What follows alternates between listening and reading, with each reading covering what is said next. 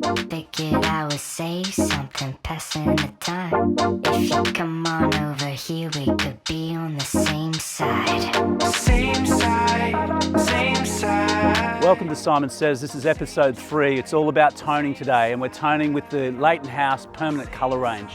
So come on in, we're going to play with a couple of tones and shades and tone some hair. Same side.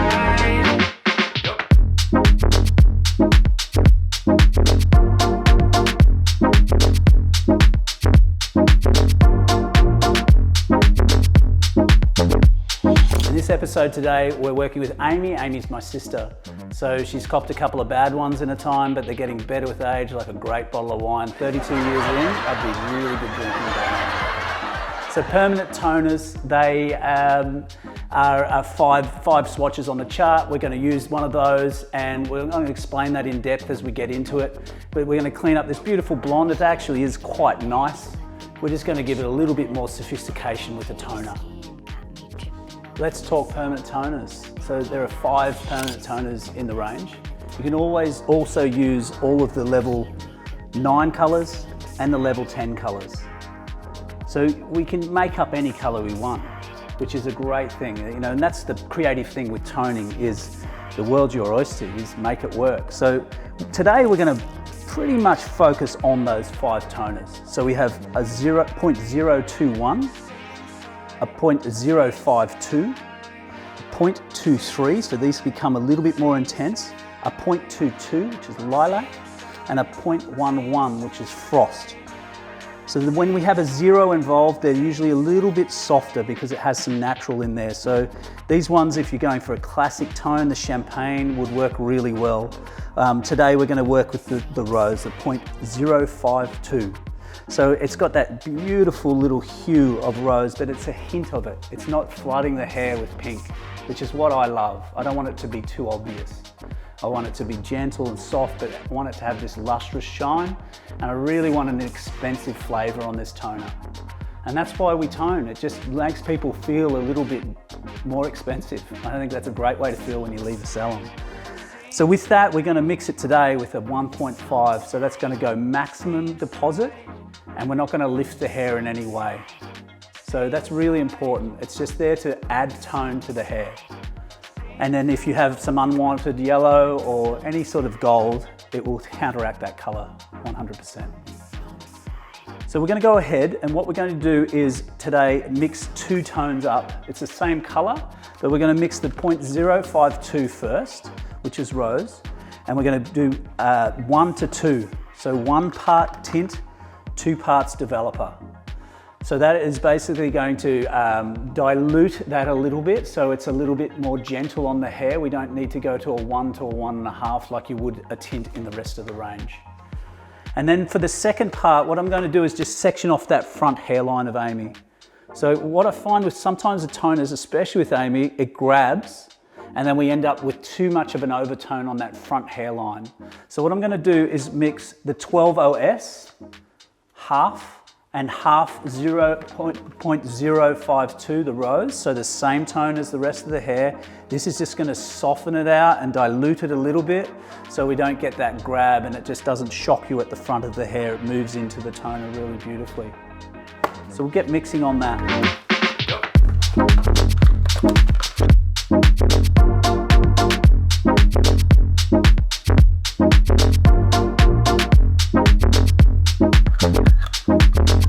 So 1 part tint, 2 parts developer.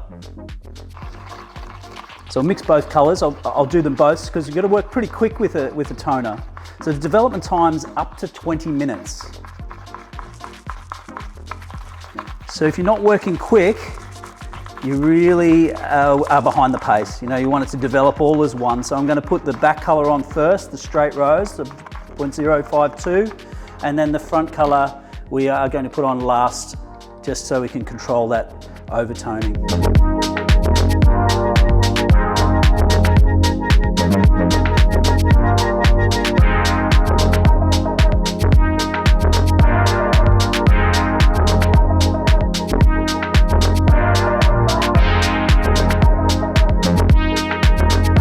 Okay, so we get to the toner. The This is straight 0.52, remember, and 0.052 and 1.5%. I'm just going to take that front hairline out of the way first. So just about an inch.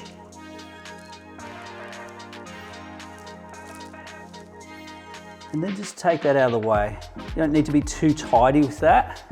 And off we go. Divide the hair up. You want a little bit on every hair like any color, but you need to work quite quickly, and then we'll really emulsify it through the hair and massage it in. So quite big sections. You don't need to be as tight as you are with a tint. And then we get to here, I use my thumb and just really paint that on, but I work quite quickly. Next section.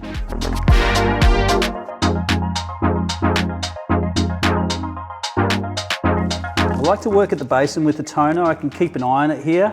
If it needs to come off, I get it off. But the thing is with the toner is it's 5 minutes to 20 minutes total, right? So 20 minutes is its longest time on the hair. But you think, this is how I break it down. Every minute it's on the hair will be one shampoo. So if you want to get a toner that lasts the distance, you really need to leave it that full development time, if you can. 20 minutes. 20 minutes of toning, up to 20 minutes. So you got to look at it and keep an eye on it. But I think the longer it's on, the longer it lasts.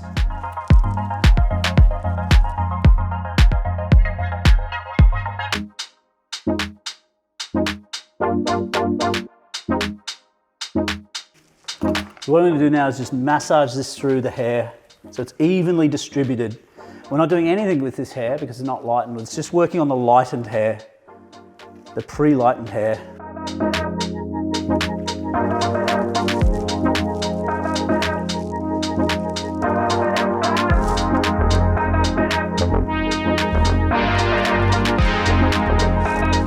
Okay, now we'll put toner number 2 on with just that front hairline area.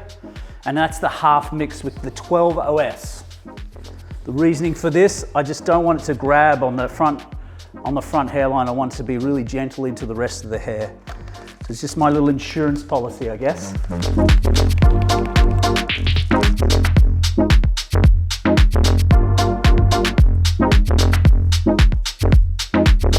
It's okay that it overlaps the other color.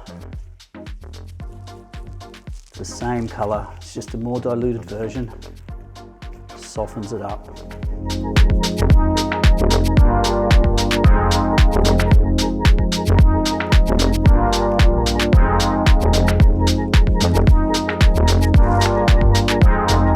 So we milk that through to the ends, working it right into the hair, making sure you've got a little bit on it everywhere.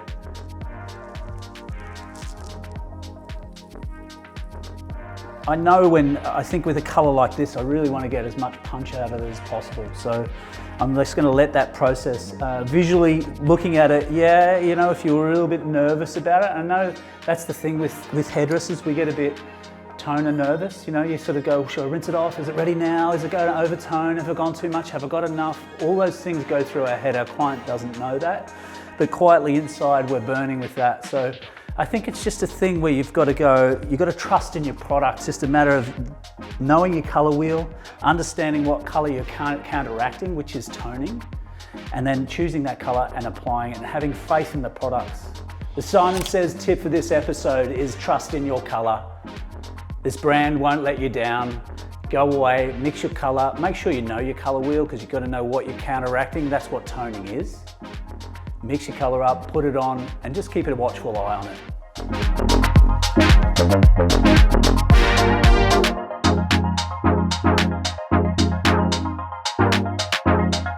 I just want to break down the 5 toners. And I thought it was a good example to put it onto a weft. So this was a level 10 weft. And we've toned toner 1, 2, 3. So this is your...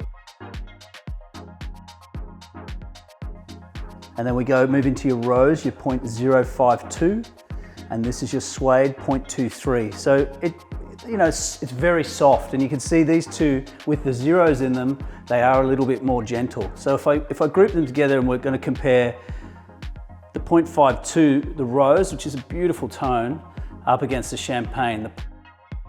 And you can see such a tonal difference, but when you put them together, it travels down quite nicely into that one. And then we move into your 0.23, so it's a little bit stronger. And it's a little bit more of a suede result against the champagne. But that's a beautiful caramelized tone as well. Be lovely on that mid-level blonde. And if I flip around, we move into the other two shades, so they're a little bit stronger. So you've got your lilac, which is your 0.22, and you can just see that tone in there. It's beautiful. 0.22, and then we move in your 1.11, so that's a frost. So it's a lot cooler, a lot more of a grey tone. So that'd be for an overtoned effect. So you can see over the 5 toners, you really get this, you know, this beautiful mix. You can intermix them, you know, and come up with some formulations. Don't forget that you can mix in all the 9 series in the permanent color and all of the 10s. So you can mix them in with these, without them. Like today, we diluted one with the 12 OS. So that just took out its intensity slightly, but gives us a very similar result. So, you know, these are fun, have a play with them, and, you know, ask other people their favorite toners. You know, when you see a great color in the salon, say, how did you get that? You know, what's your favorite caramel? I think it's really important to discuss this with each other. And that's how we train each other, is just asking questions and, you know, noticing that each other's work is fantastic as well in the salon. Ready to rinse now. You can see here, it's just a slightly gentle tone difference, really gentle, which I like. I just didn't want this part to grab. I wanted this to be gentle and just get more into that rose feel through the rest, but it's really subtle toner. Can't wait to see it.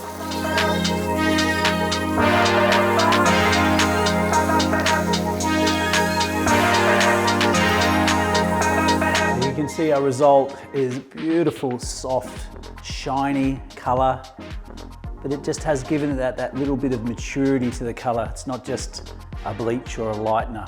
It's just got, you can see the remnants of the 5 and the 2 to cool it off. So, you know, 0.52, so 0.052. You can see all of those elements in that color. It's beautiful. And when it dries, it'll morph and change again. We're gonna cut this now. I'm going to go quite tight around the edges. I'm going to use my thinning scissors and do a little bit of scissor over comb with the thinning scissors. Make it sort of look like that used tennis ball texture, so it's not a really hard look, it's a little bit lived in. I quite like doing that rather than making it too barbed. You know, it's a female, I want it to be soft. And why I use tennis ball, when they're used, they just get that little bit of fluff around the edges. It's not so machined, and that's why I like to use the thinning scissors. We'll get that done first, and then we're going to cut the top. It's going to go forward. And then what Amy would like is a little bit of a broken edge, a lot of a broken edge. So we're going to be quite aggressive with that. So it's got, you know, short and long hair happening there. So it's a really broken line, shorter at the back, the longer at the front. And then that will sweep over this way, or we could style it up and over as well. So a few key products we're going to use. I want to use control cream. I want to cut with that, especially not so much for this, but for this, I think that will dry into the hair beautifully. It does control the hair. There's a bit of luster about it. It's got a really nice finish, nice straight sections when I'm cutting.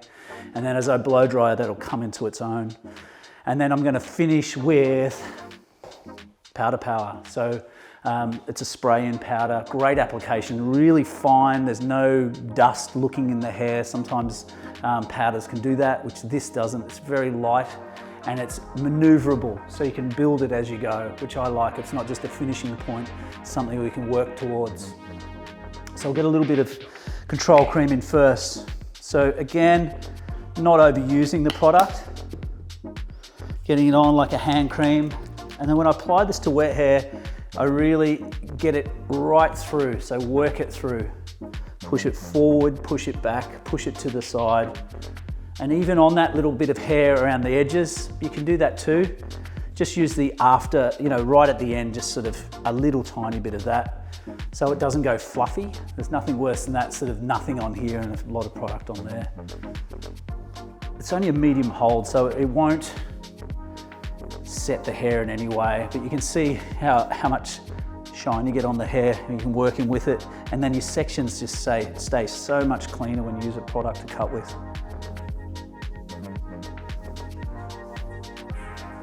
Simon Says tip of this episode is using the control cream as a cutting agent is fantastic. It makes the sections that you take nice and clean, and you've got control over the hair. As that hair dries, that product comes into action. So it's great to put a product in while you're cutting.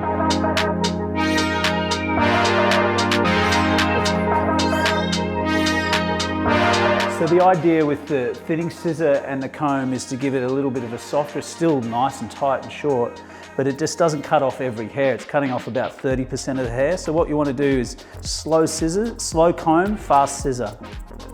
So my comb's moving really slowly and my scissors are moving fast. And you can see the hair coming off there and it's tightening up, but it gets a little bit of variation in that. So you don't get that really machined short haircut. It's a little bit more feminine. It's a little bit more work for your hand. Like my left hand, my scissor hand is working harder than normal. But it's a definitely worthwhile result. What I do is work in panels. So this panel, and then I just carry around the head like that. Don't go ahead of myself and do a bit here and a bit here. I've got to work really methodically and just work in a system.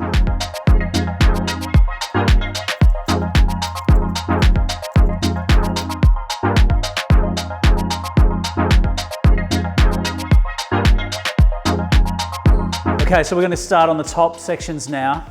I'm going to just peel off a couple of sections. It's pretty much a backward diagonal like that. Nice and clean to the back, on the same on the other side. And then I'm going to start cutting in my line here, really broken line. I want it quite jagged, short at the back to longer at the front. I'll probably come down to something just shorter than this. So I want that to travel up, expose a bit of the ear, and then come up a bit higher at the back.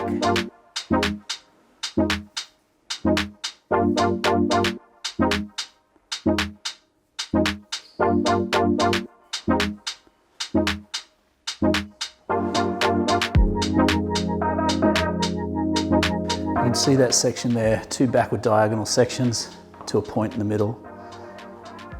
Nice and clean.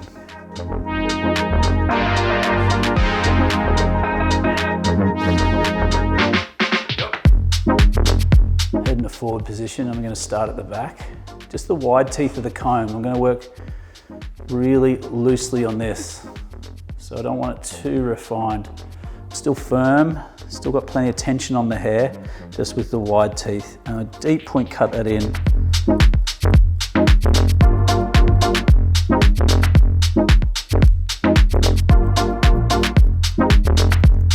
I usually rough in a line first so I don't muck around. I don't want to do these tiny little ½ centimetre sections.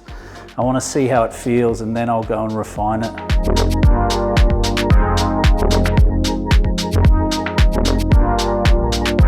See how broken that is.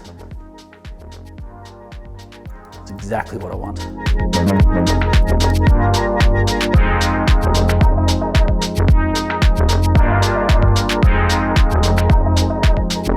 cutting up into there, I'm not taking too much length off those front bits. I'm cutting sections right up into there. Just slide a few of the long wispy ones off. And then I'll detail that later. I want to take so much more out of there, but I just want to rough in my shape. Same on the other side.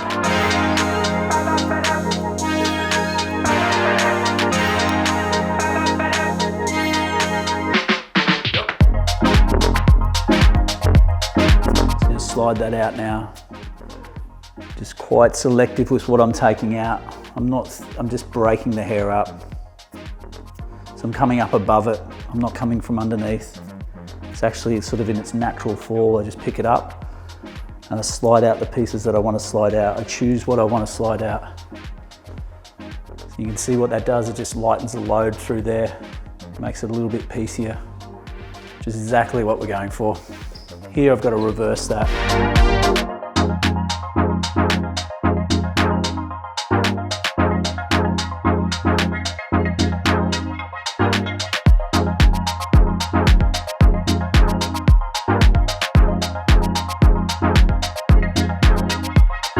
I'm going to work onto the top section now.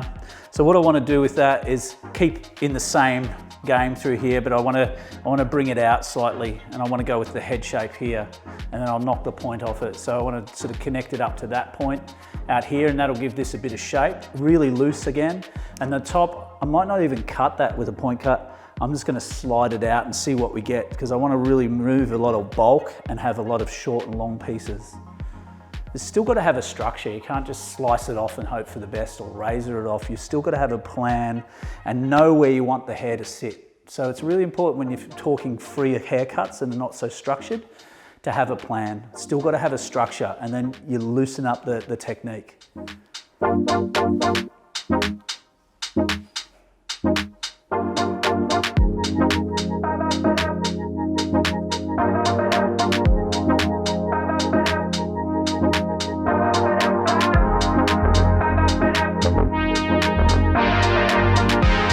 So again, I'm going to section down, and I'm going to pull back to that previously cut section because I want to increase the length as I move forward. So back to that last cut section, pretty much with head shape. My hands are parallel to the head shape and really deep point cut. And all it does is just breaks that up there, but it gives this a little bit of support and shape through here. Whole section now back onto that previously cut section.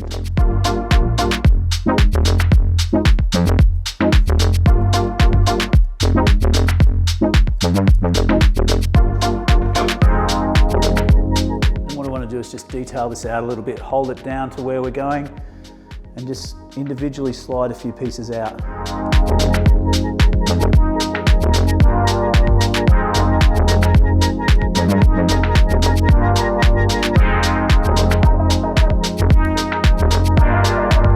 See what that does? Just breaks that up, cuts really deep V's in there, and then that separates those ends.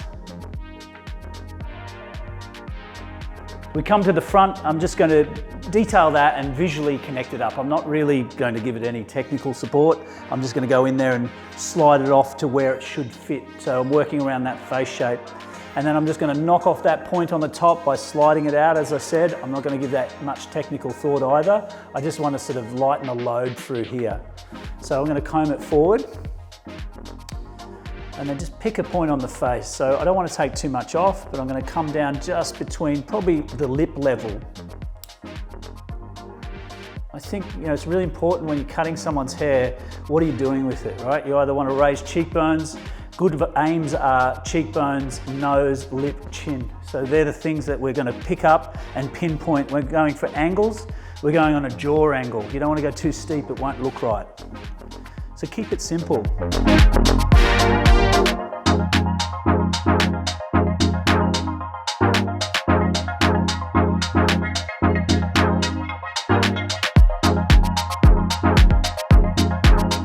So here's sliding out the top.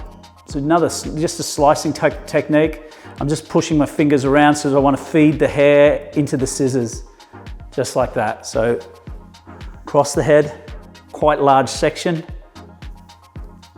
And there's a point on there that needs to come off. Instead of connecting it up really technically, let the hair flop over and just slice it out. I want short hair in amongst that. This whole section can be cut now because we've determined the length at the front, so that will drop out. I'm going to project it back so it does drop out. And I'm not cutting that hair, it's here.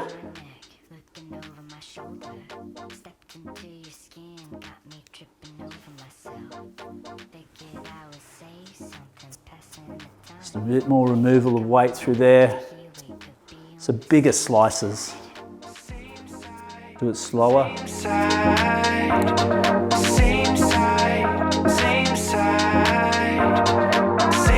Really taking shape now. Really like the way that that's a really broken line. And it's quite textured. We could put it right in a face for a really editorial look. It could probably push back and quiff up as well. Or we could sleek it across and wear it as a sweepy little fringe. So it's got a bit of versatility in it.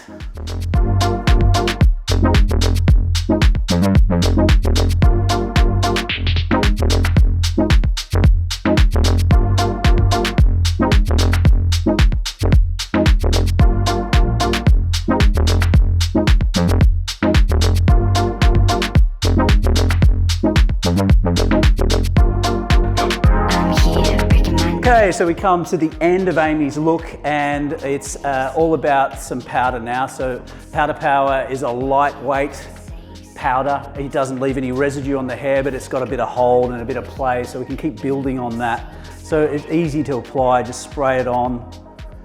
You can just see it just separates the hair, and then I can twist it and push it any which way I want. There's no oily residue like some waxes, so that's the beauty of it, and I really like its matte finish. Okay, this is a finished look for Amy. Great result.